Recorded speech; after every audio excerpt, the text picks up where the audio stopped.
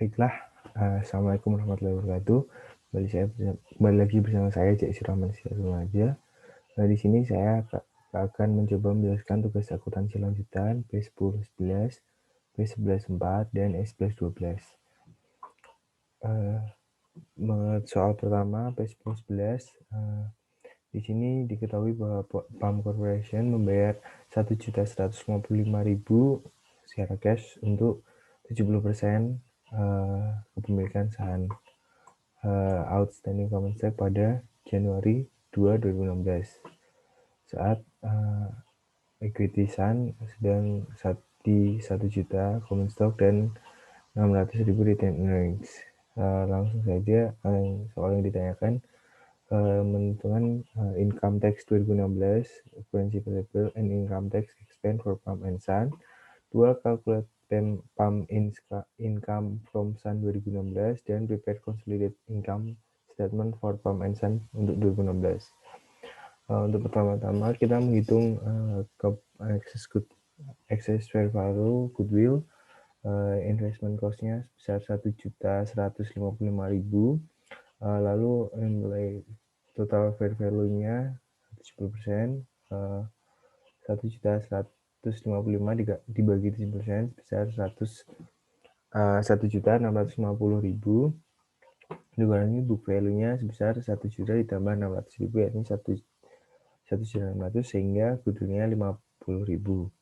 Lalu income tax expense-nya ini tadi tax on operating income-nya 1 juta dikali 34%, sebesar untuk PAM 340.000 dan untuk Sun 400.000 dikali 34%, yakni 136.000.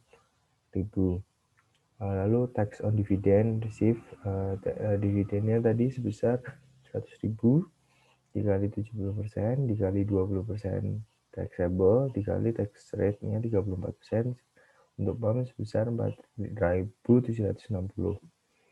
Lalu untuk income tax currently payable-nya untuk PAM sebesar 344.760 dan untuk Sun 136.000. Lalu deferred tax on the undistributed income-nya sebesar 98.000 dikali 7%.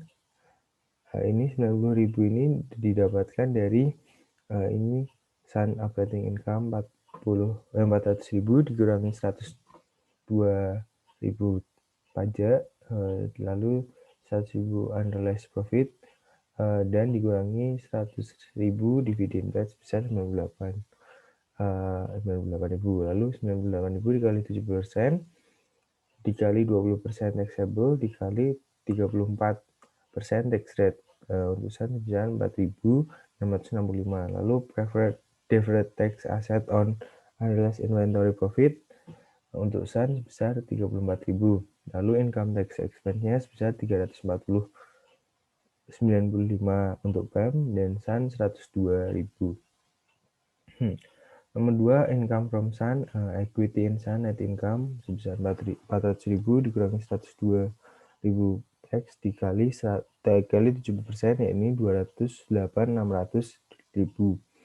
Lalu unrealized inventory profit sebesar 100.000 dikali 70%, senilai 70.000. Lalu income from Sun 138.600. Nomor 3, consolidated income statement. Sales-nya 10 juta dikurangi 240 sebesar 9.760.000. Lalu cost of sales 5.100.000 ditambah 100.000 dikurangi 250 sama dengan 4.960. Gross profit-nya 4.800.000, operating expense-nya 3.500.000, income before income taxes and non-controlling interest-nya 1.300.000. Less income tax ini didapatkan dari tadi 340.095 ditambah 102.000 sebesar menjadi 442.95.000. Lalu total consolidated income-nya 857.905, dikurangi non controlling interest share-nya 298.000, net income dikurangi status unrealized dikali 30% sebesar 59.400. Lalu controlling share of net income-nya 798.505.000. Yang nomor 2 ada P114 ya. Nah, ini Ahmad Corporation mengakuisisi 90% interest of Saner Corporation.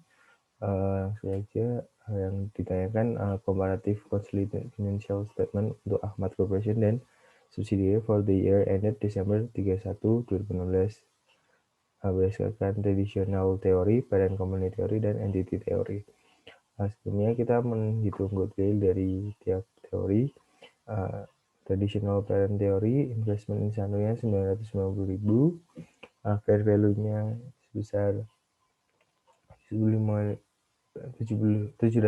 dikali 9%, ini 675, lalu goodwill-nya diketahui 315.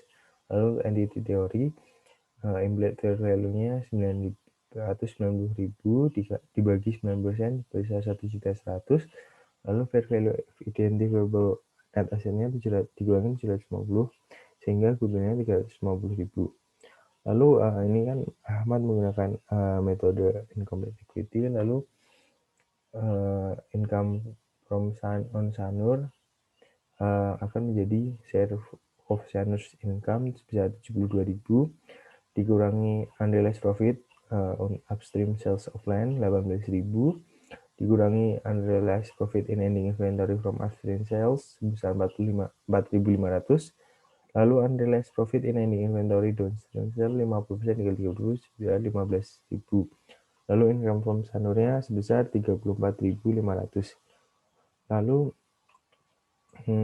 ini dengan menghitung sales lalu unrealized profit traditional teori yang membedakan ini ada kalau entity teori jumlah, lalu ini nanti dikurang allocated non-controlling stockholder, dan perbedaannya ada di bagian absent inventory. Langsung saja next. Ini Ahmad Corporation of Subsidiary comparative statement of retained earning-nya bisa lihat seperti ini. Lalu ini adalah comparative balance sheet-nya seperti tadi. Lalu nomor 11-12 pada 2016 Pop Santin dan Fund Corporation membuat Liber sebuah with 25% interest setiap perusahaan. Nah, Pop ini sebagai primary beneficiary. Pada 2017 Liber dilaporkan mendapatkan net income sebesar 1 juta dan mendeklarasikan 300.000 dividen. Yang ditanyakan bagaimana setiap perusahaan melaporkan dan menutup net income statement, dan nomor 2 determine the income from the investment that company will record. Lalu karena ini Pop sebagai primary beneficiary dalam laporan keuangannya harus mengungkapkan sifat, tujuan, ukuran, dan aktivitas Liber, jumlah carrying amount, dan klasifikasi aset yang digunakan sebagai jaminan atas kewajiban dari Liber, dan solusi dan alternatif lain apabila kreditor Liber tidak dapat menyediakan dan tidak memiliki alternatif lain atas kreditor umum primary beneficiary. Lalu perusahaan lain yang bukan merupakan primary beneficiary harus mengungkapkan perusahaan seperti Sun, Fin, dan Fund itu harus mengungkapkan sifat dan keterlibatan perusahaan dengan Liber dan waktu dimulai keterlibatan tersebut, sifat, tujuan, ukuran, dan aktivitas Liber, dan batas maksimal kerugian dari Liber yang dapat ditanggung oleh perusahaan.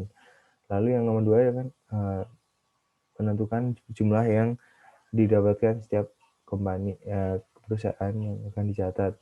Karena semua kepemilikannya 25%, maka income from Liber-nya 25% dikali 1 juta, net income sebesar 250.000. Ini dicatat oleh Pop, Santin, dan Fund.